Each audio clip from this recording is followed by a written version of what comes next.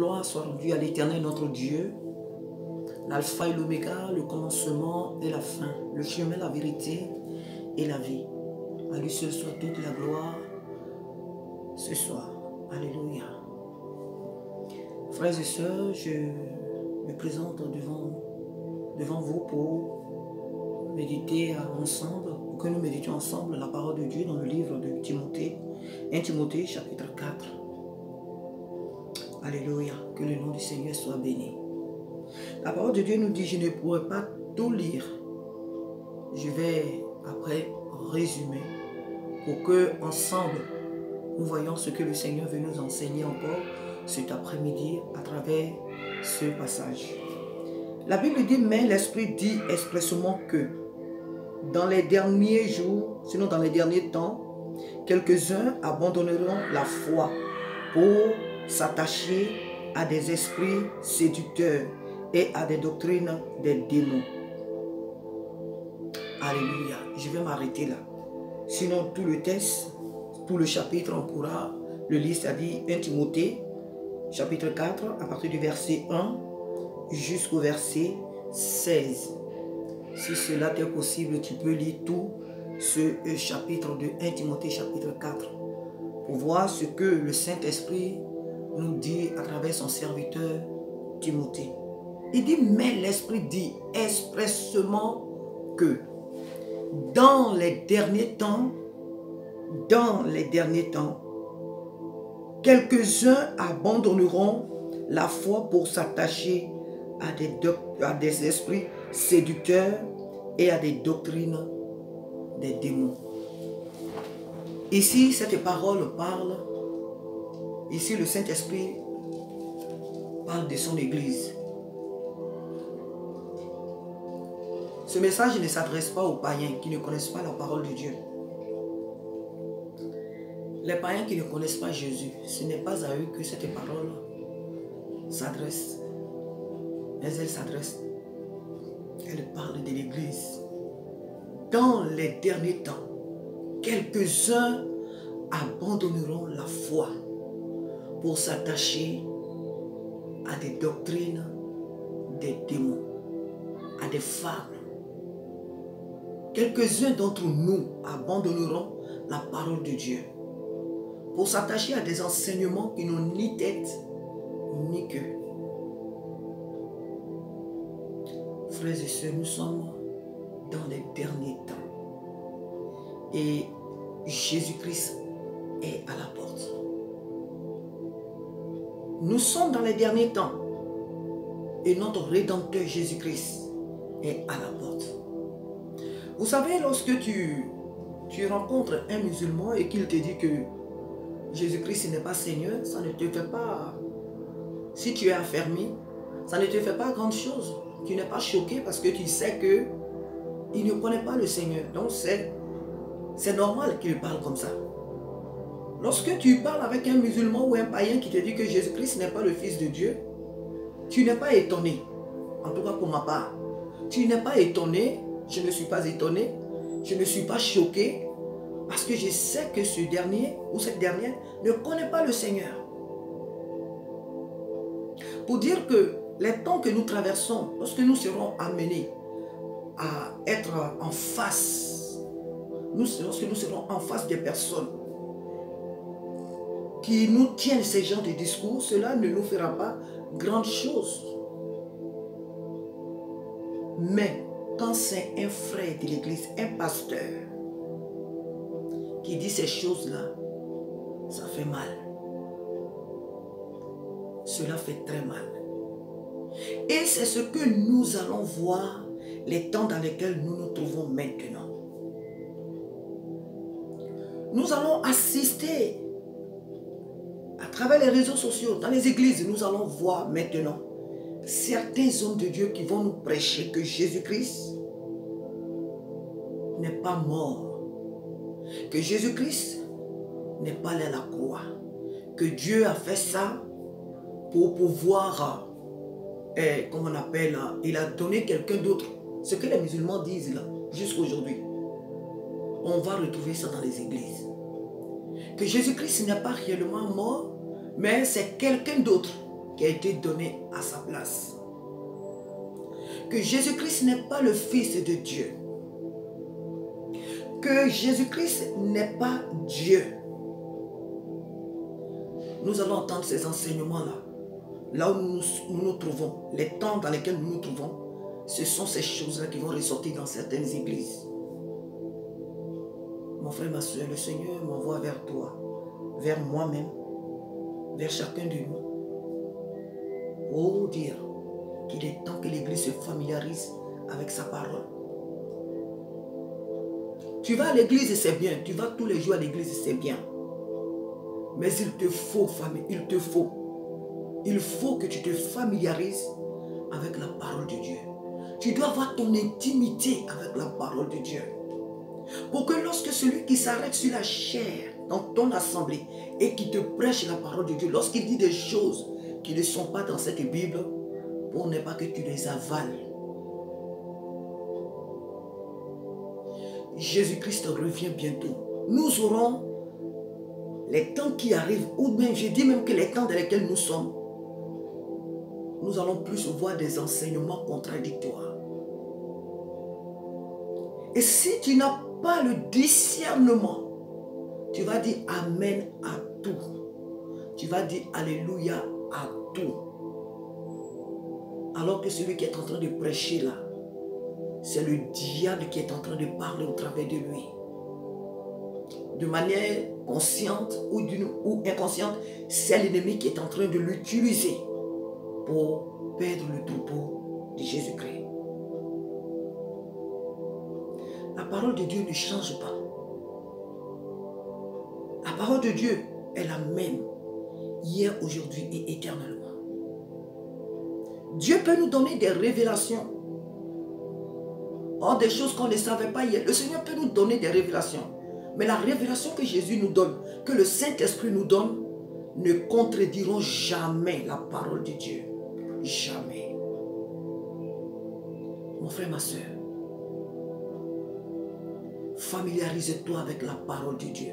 Médite la parole de Dieu. Parce que si tu n'es pas en contact avec cette parole, tu vas facilement glisser du mauvais côté sans même t'en rendre compte. Et si jamais tu devais t'en rendre compte, le temps que tu te rendras compte, le temps de t'en rendre compte au plus tôt, tu seras déjà très loin. Et pour revenir, ça te sera très difficile. Les jours sont vraiment mauvais. J'aime souvent dire dans mes vidéos que quand je viens, le Seigneur me met à cœur de faire des vidéos, je ne viens pas pour faire concurrence de la langue française. Donc il peut arriver que je me trompe, ce n'est pas grave. Mais saisis s'il te plaît mon frère, ma soeur, ce message. Les jours sont vraiment mauvais. Médite la parole de Dieu chez toi à la maison. Dans ta chambre, médite la parole de Dieu. Demande au Saint-Esprit de t'éclairer, de te donner la révélation, de te révéler Jésus-Christ à travers sa parole. Parce que ceux qui vont introduire ou qui introduisent les doctrines des démons dans les églises ne sont pas à l'extérieur. Ces personnes sont déjà au milieu de nous. Il y a déjà des frères que nous appelons des frères qui sont parmi nous, mais qui sont bien conscients qu'ils ne sont pas là pour la cause de Jésus-Christ.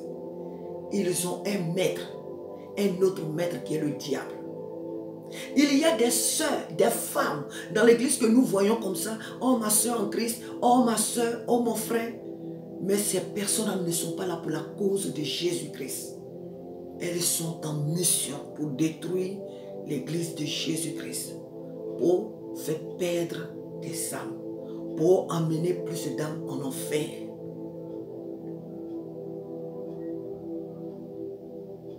Si tu ne te familiarises pas avec cette parole, il te sera difficile de faire la part des choses. Tu diras Amen à tout. Tu diras Alléluia à tout.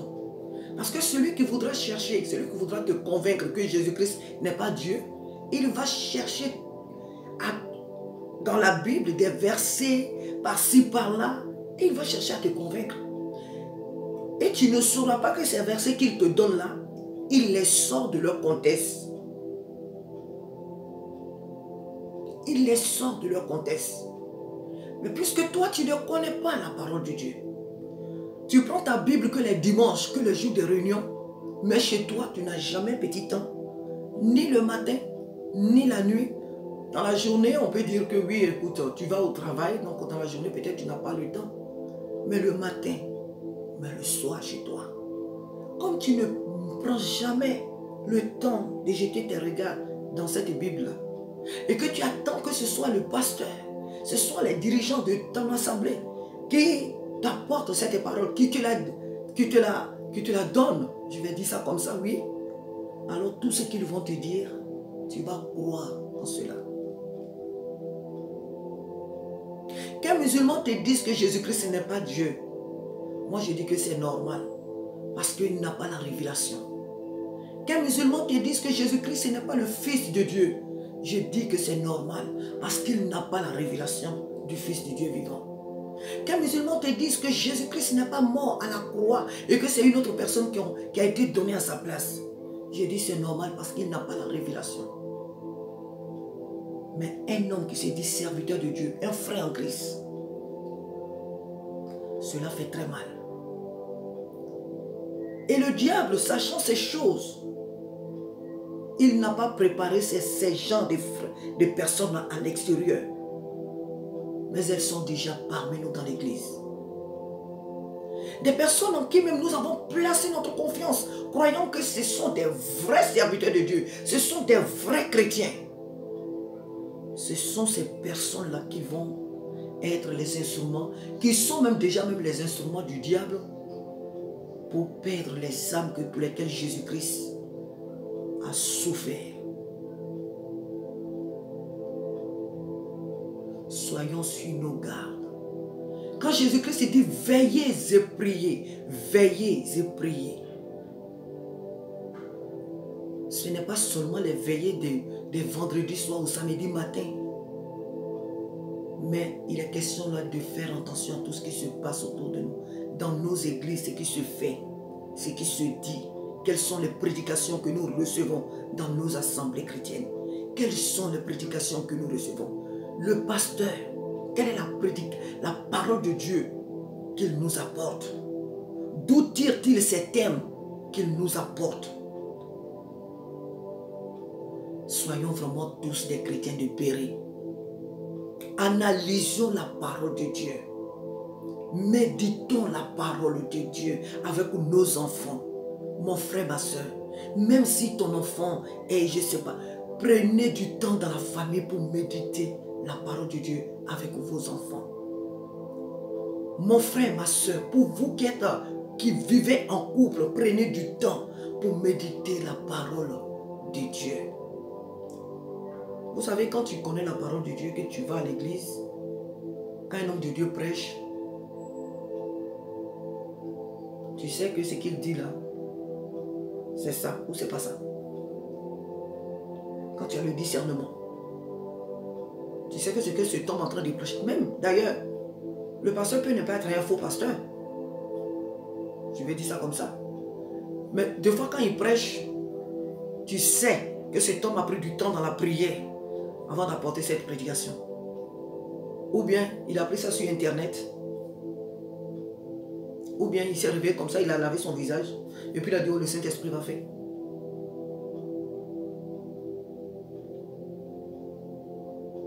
Les temps sont vraiment mauvais. Nous vivons dans les mauvais jours, dont l'apôtre Paul a parlé au frère Timothée. Les mauvais jours, les mauvais temps dont l'apôtre Paul nous a parlé, nous sommes en train de les vivre. Les gens n'ont plus le temps. Tout est pressé autour de nous. Tout est pressé. Tout se presse autour de nous. Les gens n'ont plus le temps. Ils n'ont plus le temps pour s'asseoir. Ils n'ont plus le temps pour s'asseoir et réfléchir. Ils n'ont plus le temps pour faire des bonnes choses. Les bonnes choses deviennent à la place des mauvaises choses. Et des mauvaises choses deviennent des bonnes choses. La parole de Dieu est de plus en plus méprisée, haïe, détestée. Jésus-Christ est à la porte.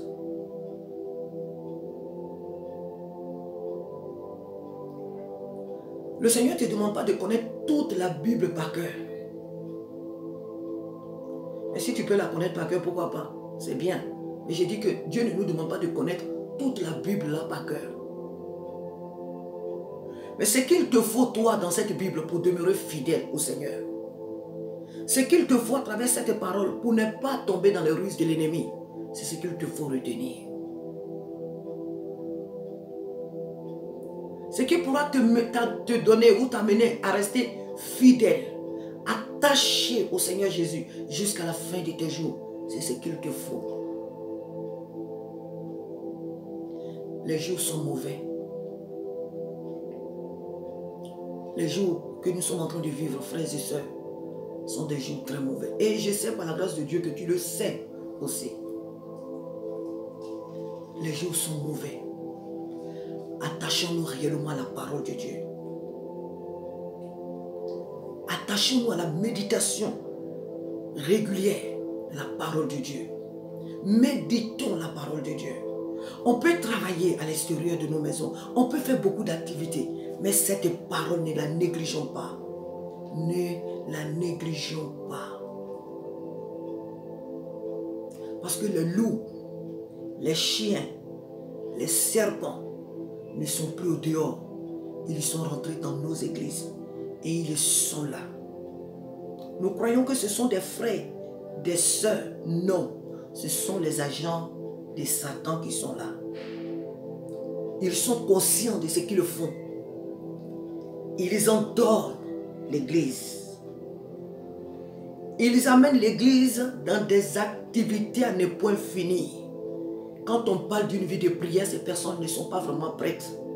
Quand on parle d'une vie de jeûne et prière, ces personnes ne sont pas vraiment prêtes. Ou même, qu'est-ce que je dis?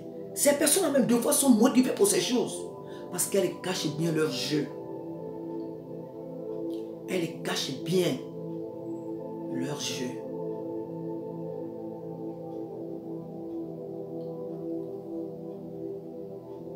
Que le Seigneur m'aide, moi. Que le Seigneur t'aide, mon frère, ma soeur, à veiller sur ton âme. La parole de Dieu dit, je vais relire encore le verset. Mais l'Esprit dit expressement que. Pourquoi l'Esprit dit expressement? Parce qu'il sait. Il sait ce qui va arriver. Il sait que son église sera remplie des serpents, des chiens. Il sait que son église sera remplie des serpents et des chiens. Mais il le dit pour nous prévenir, pour nous mettre en garde, pour nous ouvrir les yeux.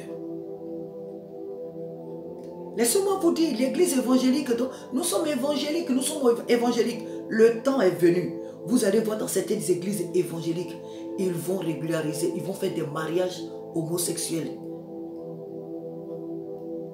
Des églises que nous connaissons bien, des assemblées que nous respectons bien. Nous allons voir que très bientôt, les gens vont célébrer des mariages du même sexe. Les gens vont même légaliser même le divorce dans l'église. Vous me direz, mais oh, déjà ça se passe. Attention. Je suis en train de te parler des églises que nous respectons, les églises dont nous connaissons les noms, que nous respectons tant. Nous disons, oh, cette église-là, non, jamais ils vont faire de telles choses. Non, cette église-là, jamais ils vont faire de telles choses. J'ai dit église, hein? Sinon ce sont des assemblées. Ce sont des assemblées. Mais selon les dénominations, j'ai dit bien que ces assemblées-là, nous verrons des choses horribles. Nous verrons des pasteurs homosexuels. Nous verrons des femmes lesbiennes. Toutes ces choses-là, nous ne sommes pas loin de cela. Nous ne sommes pas loin de ces choses. Les temps sont vraiment mauvais, frères et sœurs. Les temps sont vraiment mauvais. Le temps arrive où chacun voudra se recroquer dans sa maison avec ses enfants. Où les gens même vont fuir les grandes assemblées. Ils vont dire non, non, non, moi je ne vais plus dans telle église. C'est vrai, souvent on dit que c'est mauvais de quitter son assemblée. C'est mauvais, oui. La Bible le dit, n'abandonnez pas votre assemblée. N'abandonnez pas votre assemblée. Donc c'est un mal d'abandonner ça, son assemblée. Je ne vais pas contredire la parole de Dieu. Mais j'ai dit que le temps vient où certains pasteurs, certains leaders vont tellement faire des choses que certains membres de ces assemblées-là voudront se retrouver chez elles pour mieux servir l'Éternel.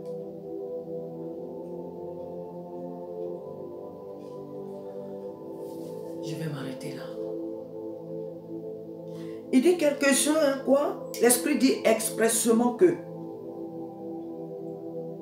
dans les derniers temps, quelques-uns abandonneront la foi pour s'attacher à des esprits séducteurs et à des doctrines des démons. Que le Seigneur t'aide vraiment, mon frère, ma soeur. Que le Seigneur m'aide. Que le Saint-Esprit nous aide à nous familiariser avec sa parole. Que le Saint-Esprit nous aide vraiment à méditer sa parole jour et nuit. Que le Saint-Esprit nous donne encore plus de discernement pour connaître dans nos assemblées qui sont ceux-là qui sont prêts à renverser la parole de Dieu. C'est vrai, personne ne peut détruire la parole de Dieu. Mais la Bible parle des esprits séducteurs. Personne ne peut détruire la parole de Dieu. Personne ne peut détruire l'église de Jésus.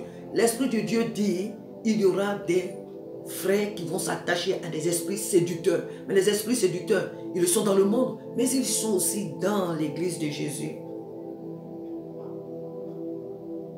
Les esprits séducteurs, ce sont des enseignements qui n'amènent pas les âmes au salut. Ce sont des enseignements qui ne conduisent pas les âmes à Jésus-Christ. Ce sont des enseignements qui n'amènent pas l'âme, l'être humain, une personne à la repentance. Les esprits séducteurs, ce sont des thèmes quand tu les écoutes, oh c'est beau, mais ça ne change pas la vie d'une personne. Ça ne transforme pas la vie d'une personne. Ça ne conduit pas une âme à Jésus-Christ. Ça te laisse là dans cette assemblée-là tout en train de jouer, bien habillé, bien maquillé, les cheveux qui tombent sur les épaules. Une femme noire qui a les cheveux, les mèches qui tombent sur les épaules, les paupières qui sont, je ne sais pas, ces gens d'amusement dans l'église, la distraction dans l'église. Les esprits séducteurs, les doctrines des démons. Ce sont des pasteurs qui voient des choses dans l'église et qui ne disent absolument rien. Pourquoi? Ça, j'en ai déjà. Le Seigneur m'a déjà amené à parler de cela dans l'une de mes vidéos l'année dernière. Quelques-uns abandonneront la foi. Il n'y a pas que les membres des églises, mais les leaders eux-mêmes, de par leur enseignement, de par leur négligence. Certains font exprès. Ils voient dans l'église les choses qui se passent, mais ils ne disent rien. Ils ne disent rien. Pourquoi? Parce que tout ce qu'ils désirent, c'est que leurs églises soient pleines. Parce que si je dis ça, il n'y aura plus personne dans l'église. Parce que si je tape sur ce péché, si je critique telle attitude, les gens vont quitter mon église. Alors, ils ne disent rien. C'est de cela qu'il est question. Ces hommes de Dieu là vont s'attacher à des doctrines des démons. Parce qu'ils vont fermer la bouche sur la vérité. Ils vont détourner leur regard de la vérité pour dire des mensonges. Ils vont traiter des thèmes et des thèmes, des thèmes et des thèmes. Mais ils sont là dans l'église, ils voient comment les membres sont habillés. Ils voient là comment les gens sont vêtus dans l'église. Ça ne les scandalise pas. Après, ils vont dire, sinon qu'ils disent souvent, c'est l'Esprit de Dieu qui transforme. Bien sûr que l'Esprit de Dieu transforme. Bien sûr que la conversion est progressive. Mais Dieu les a mis là pour pouvoir corriger son peuple, pour pouvoir redresser son peuple, pour pouvoir enseigner son peuple. Ces choses-là sont déjà dans nos églises. Familiarisons-nous avec cette parole. pour que nous sachions qui est réellement notre Dieu. Pour que l'Esprit de Dieu, en méditant cette parole, nous fasse découvrir de jour en jour la personne de notre Seigneur Jésus, ce qu'il aime et ce qu'il n'aime pas, ce qu'il dit et ce qu'il ne dit pas, mais que les hommes disent dans le but de s'attirer des foules. Que le Seigneur t'aide. Je vais m'arrêter là. Nous sommes dans les derniers temps et Jésus-Christ est à la porte. Familiarise-toi avec cette parole, mon frère, ma soeur. Ayez du temps chez vous pour méditer la parole de Dieu. Ne comptez pas sur les prédications de l'église, les dimanches et les jours de la semaine. Certains même ne vont même pas aux réunions de la semaine parce qu'ils n'ont pas le temps. Ce n'est pas parce qu'ils ne veulent pas, mais ils n'ont pas le temps. Alors dimanche, ils sont plus disposés à le faire. Donc si tu n'as que dimanche pour écouter la parole de Dieu, ta foi ne grandira pas. Ta foi ne grandira pas. Pour mieux traverser ces temps que nous sommes en train de vivre, il te faut la parole de Dieu. Il te faut la parole de Dieu dans ton intimité. Il te faut méditer la parole de Dieu. Il te faut méditer. Il faut que tu te familiarises avec cette parole. Que le Seigneur t'aide. Que le Saint-Esprit nous t'aide. Il est là et il est prêt à nous aider. Il est là à nous aider. Il est là, il est disposé à nous aider à comprendre sa parole, à nous attacher à sa parole. Cherchons l'Éternel, nous le trouverons. Que toute la gloire revienne à Jésus-Christ. Et que Dieu t'aide à ouvrir les yeux. Que Dieu m'aide à ouvrir les yeux. Que le Seigneur nous aide à avoir le discernement sur tout ce que nous entendons, que nous voyons. Alléluia. De peur que nous ne tombions dans les pièges du malin. Satan peut se couvrir de n'importe quoi il veut. Mais avec l'Esprit de Dieu, nous connaîtrons toujours ses ruses. Nous connaîtrons toujours ses envoyés. Ils n'ont qu'à se vêtir de n'importe quoi, mais nous les reconnaîtrons. Parce que devant l'Esprit de Dieu qui est en nous, devant lui, rien n'est voilé, rien n'est caché.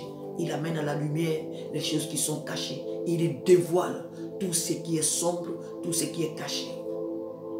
Que Dieu te bénisse. Que le Seigneur t'aide à méditer sa parole, qu'il m'aide. Qu'il nous aide, nous tous, à nous familiariser avec sa parole. Au nom de Jésus-Christ de Nazareth. Amen.